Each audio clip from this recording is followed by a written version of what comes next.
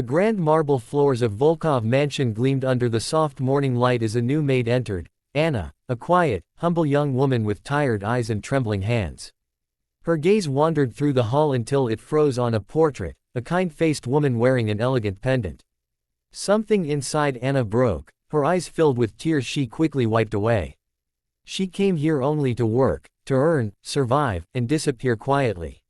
She didn't know that destiny had other plans. Millionaire Alexander Volkov, the owner of the mansion, was a man of ice, powerful, distant, untouchable. He barely noticed her presence.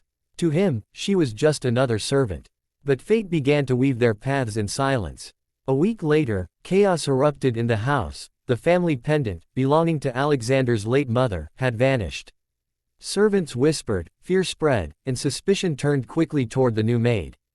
That afternoon, Alexander's voice thundered through the hall. You stole my mother's pendant. Anna stood frozen, her face pale. I didn't take it, she whispered. Her denial only fueled his rage. He ordered the guards to search her belongings, and there it was, the missing pendant, lying inside her small cloth bag. Everyone stared. Alexander's face hardened. You're finished here, he said coldly. But before leaving, Anna looked into his eyes and said softly, it's not yours, it's mine. The words hung heavy in the air like smoke after fire. Alexander stared at her, disbelief and anger mixing in his chest. Yours. Do you even know whose pendant this is? Anna said nothing. She clutched the bag tightly and walked out under the judgmental eyes of the staff. That night, as rain tapped against the mansion windows, Alexander sat alone in his study, unable to erase her words from his mind. He poured himself a drink and tried to forget, but something inside him wouldn't rest. The next morning, the old butler, Sergei, entered the study holding a dusty wooden box.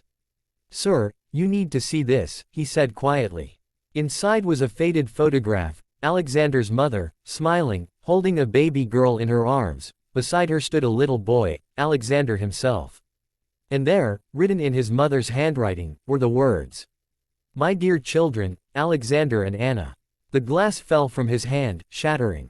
His world froze. The maid, the one he had accused, humiliated, she wasn't a thief.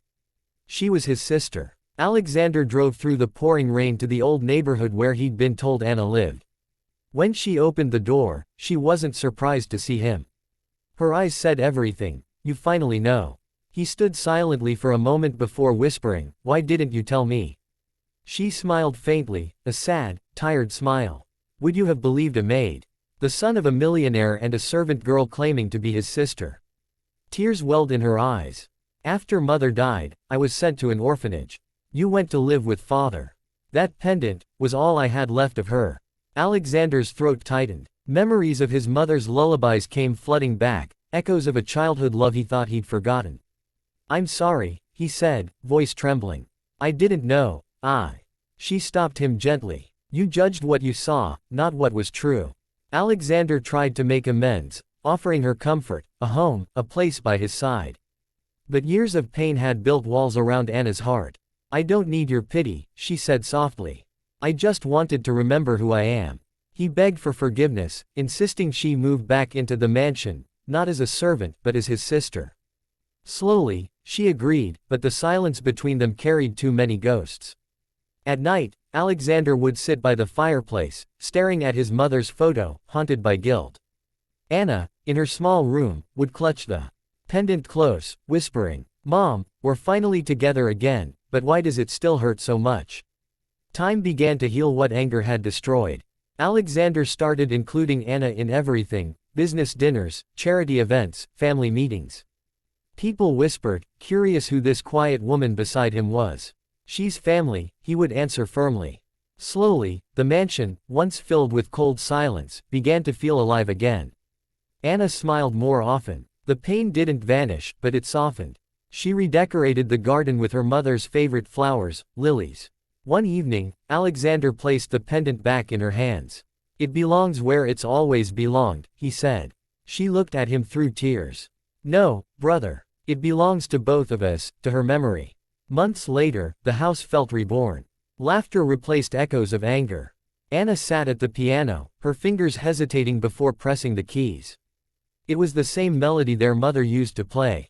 Alexander joined her, his voice quiet. She'd be proud of you. Anna smiled through tears. Of us. The camera lingers on the pendant, now shining around Anna's neck, a symbol not of loss but reunion. Narrator's voice fades in. Sometimes, truth hides behind pain. Sometimes, the thief we accuse is the family we lost.